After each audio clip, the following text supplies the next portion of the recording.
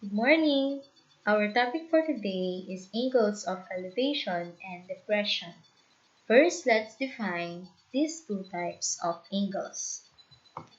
Okay, so first, angle of elevation. It is the angle between the imaginary line of sight and the horizontal line, where the object is above the observer. Let's have an illustration of that definition. First, we need an observer. Okay, and then an object which is above the observer. Okay, the object is above the observer. If we're going to connect this observer and the line of object, we form the imaginary line of sight. And then the horizontal line, yan. Okay, so the angle made by the horizontal line and the line of sight is called the angle of elevation. Okay, so sa Tagalog, mula sa horizontal line, pataas. Mula sa pahigang line, pataas. Ang tatandaan, kapag ka angle of elevation, the object is above the observer. Next, angle of depression. So, it is the angle between the imaginary line of sight and the horizontal line where the object is below the observer. Okay, so ganun din. We have an observer and then an object. And the line connecting these two is called the line of sight. And then if we're going to draw a horizontal line here passing through the observer, the angle made by the horizontal line and the line of sight is called the angle of depression. Ang tatandaan dito, the object is below the observer. Okay, so pag sa Tagalog naman, mula sa pahigang linya, pababa. Ayan yung angle of depression. Okay, let's have a simple exercise for you to distinguish or to practice distinguishing angle of elevation from angle of depression. So we have here, I'm going to show you illustrations with indicated angles. You may pause the video for you to analyze if the indicated angle is an angle of elevation or an angle of depression. Okay, let's have the first illustration. Okay, this angle whose measurement is represented by theta is an angle of elevation because may maraming pwedeng idahilan dyan. First, the object is above the observer. Sino ba yung observer? Ano ba yung observer? Ito, itong boy dito. And the object is the ball. Okay? A line is drawn passing, a horizontal line is drawn passing through the eyes of the observer. And then, a line from the object to the observer is also drawn. And the angle made by these two lines is an angle of elevation. Next figure.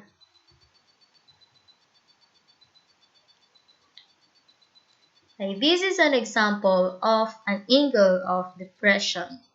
Bakit? Kasi, tignan natin. Itong yellow line na ito, horizontal yellow line passing, which is, if extended, will pass through the eye of the bird. And then the eye of the bird is also connected by this line, connected sa worm by this line. Okay, so pababa siya. Now, one angle is made whose measurement is represented by beta. What kind of angle is this? This is an angle of depression. Why? Because from horizontal line, pababa, the object is below the observer. Okay, so pag pataas, elevation. Pag pababa, depression. Last figure.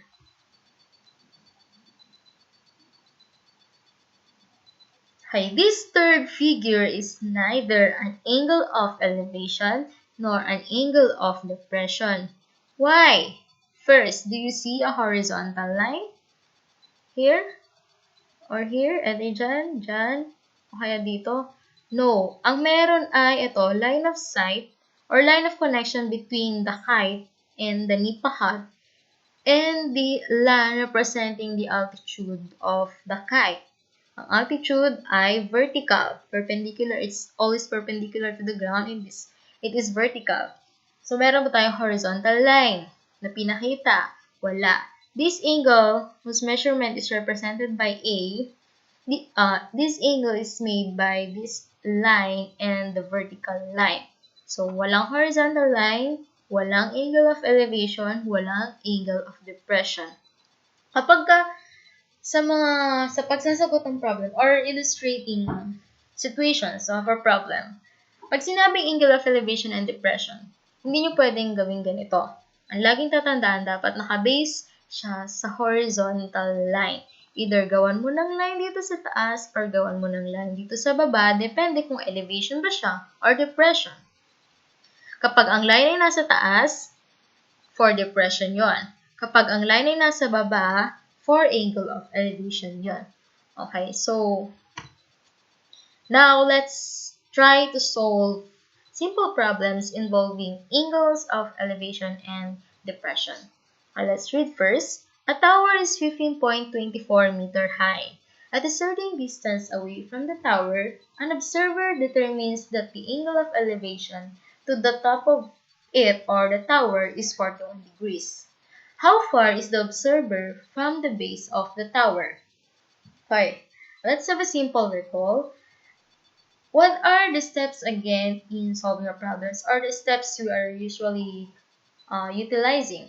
First is making a representation or an illustration, and then creating your working equation. Then solve. And lastly, you're going to make a conclusion. So first, we're going to make a representation or illustration.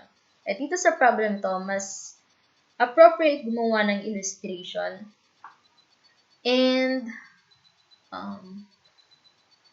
using the given, we're going to make an illustration. So first, merong tower. There's a tower which is 15.24 meter high.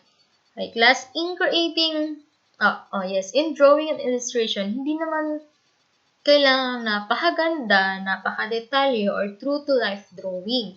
Pwede namang guhit-guhit lang yan as long as tama yung mga labels, tama yung position ng mga elements mo na nandyan. Okay, so dito, we have a tower, 15.24 meter high, and an observer, ito siya, yung lalaki yan. At a certain distance, so hindi given kung gaano siya kalayo. Pero ang sabi niya, the angle of elevation from him to the top of the tower is 41 degrees. Okay, so meron na tayo na drawing triangle dito. Ito, made by the lines na height ng tower, distance ng base ng tower at saka ng observer, and the line of sight from the observer to the top of the tower. Now, this triangle is right triangle. Kasi itong height naman ng building is always perpendicular to the ground. Okay, so, yan. Next, balikan natin yung tanong. How far is the observer from the base of the tower? So, aling side dyan? Ito ba? Itong patayo? Ito bang paislan? O itong pahiga? Aling side dyan yung distance ng observer and the tower? Siyempre, itong pahiga. Okay, so guhitan natin yan ng pula and represent the measurement by an X. Now, we can create our working equation. Dito, gagamitin natin, mamimili tayo sa trigonometric functions na sine, cosine, or tangent. Naalala niyo pa ba yung mnemonics natin dyan na towa? Sine theta, or dito, sine 41 degrees is equal to opposite over hypotenuse. Cosine 41 degrees is equal to adjacent over hypotenuse. And tangent 41 degrees is equal to opposite over adjacent. Alin ang gagamitin natin doon? Sine, cosine, or tangent? Okay. Ang titignan mo, ano ba yung mga involved sides? Is it, dito, ang involved sides natin ay yung opposite at adjacent. Okay, so ulit-ulitin mo, opposite, adjacent, opposite, adjacent. Ano ang function, anong trigo functions ang gagamitin dyan? It is the tangent. From SOHCAHTOA, yung pangatlo, TOA. Tangent theta is equal to opposite over adjacent. Okay, so gamitin natin yan. Tangent 41 degrees is equal to the ratio of the opposite side, which is 15.24 meter, over the adjacent, represented by x.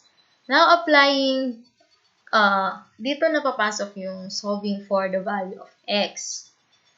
Applying the multiplication property of equality, itong x, we're going to multiply the whole equation by x and divide the whole equation by tangent 41 degrees. Or, by applying the butterfly method, diba? Itong x pupunta doon, itong tangent 41 pupunta dito. So, x is equal to 15.24 over tangent 41 degrees. Now, dito nyo na gagamitin yung calculator nyo. Kasi nga, diba, ang pinamemorize ko lang sa inyo is yung sa special angles, 30 degrees, 45 degrees, and 60 degrees. Ito naman given natin, hindi naman siya special angle. So, pwede tayong gumamit ng calculator dito.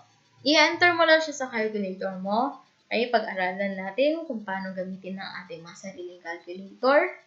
Hindi nyo ako kasama ngayon dyan, hindi ko kayo mai-guide, pero merong internet. Malaking source yan para malaman kung paano gamitin yung calculator na.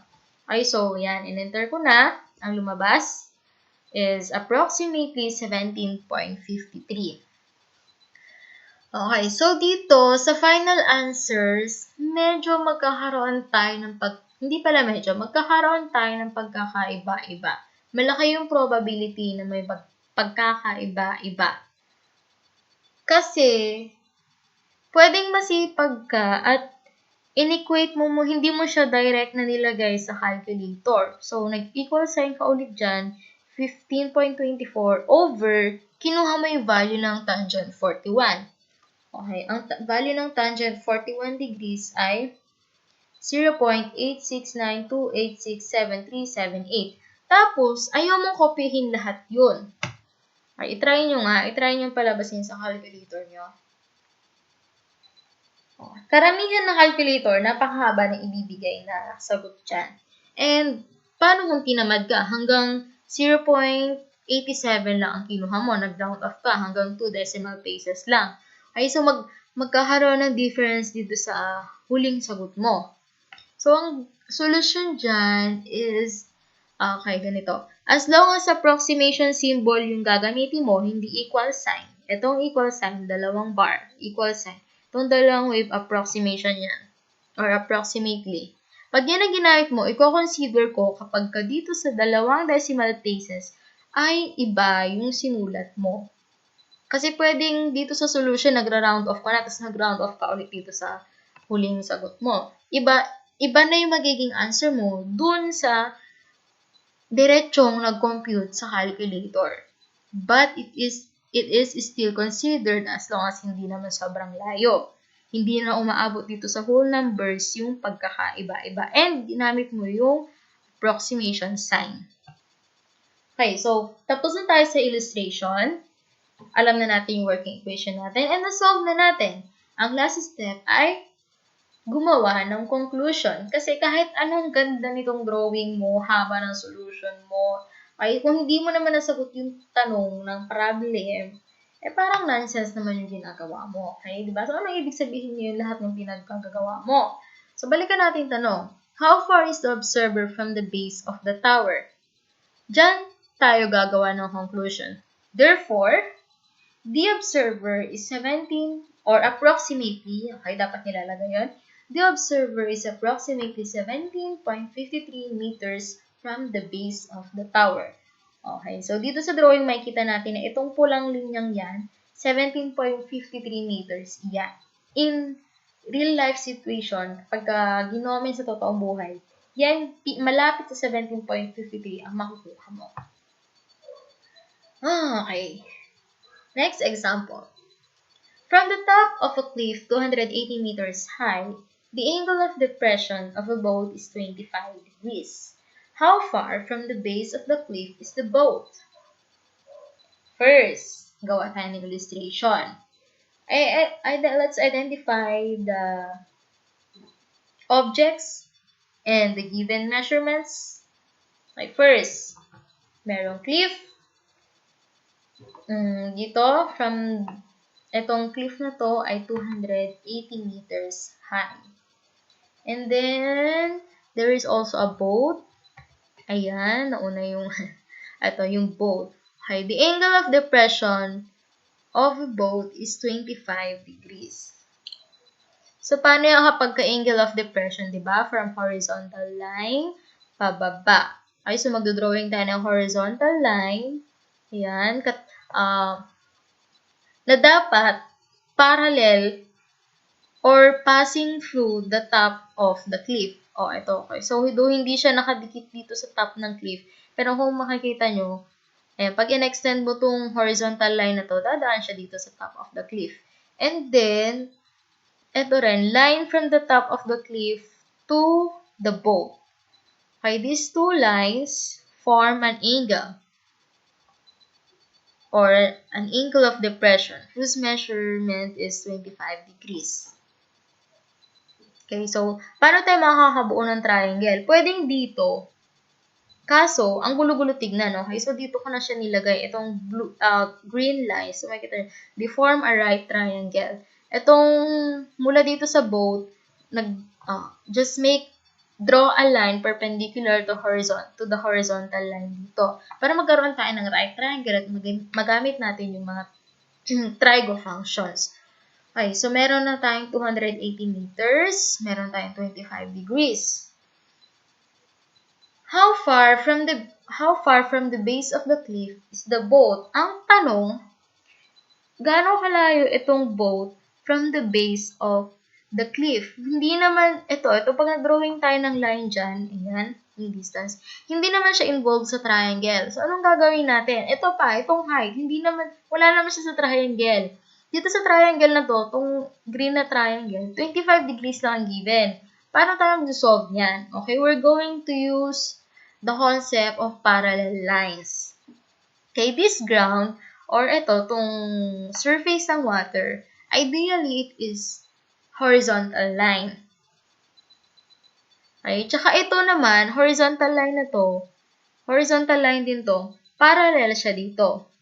Okay, ulitin ko, itong line na to, this horizontal line is parallel to the surface of the water. So, kung ano man ang distance nito, itong red line, yan din ang measurement nitong side ng triangle na yan. Okay. If we're going to represent this side by an M, yun yung representation ng tanong ito, the distance of the base of the cliff to the boat. Kaya sabi natin, parallel yan doon sa taas. Yeah. Okay, next. Meron na tayong isang side na given at isang angle. Isa pa, para makapag-identify tayo ng trigo functions to use. Ito, may gamit itong 280 meters. Ito yung height ng cliff. Ito yung height, ito yung dinrawing natin kanina from the boat perpendicular to the horizontal line. Okay, so, kung yan, 90 degrees yan, ito, 90 degrees din to kasi ang altitude ay laging perpendicular sa surface, sa ground. Okay, so, yan ay equivalent din sa measurement ng side na ito. Okay, punta na tayo sa working equation or trigonometric functions. What are we going to use? Given this reference angle, ang involved sides ay adjacent and opposite. Adjacent and opposite. Opposite and adjacent. So, anong function ang gagamitin?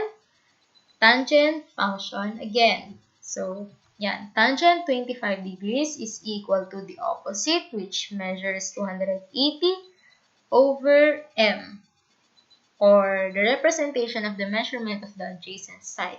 Okay, by applying MPE, or the multiplication property of equality, we get M is equal to 280 over tangent 25 degrees. Okay, and then if we're going to put that, enter that Yan, yung equation na or yung fraction na yan sa calculator. Oh, dapat approximation din ginamit ko dito. M is approximately 600.46.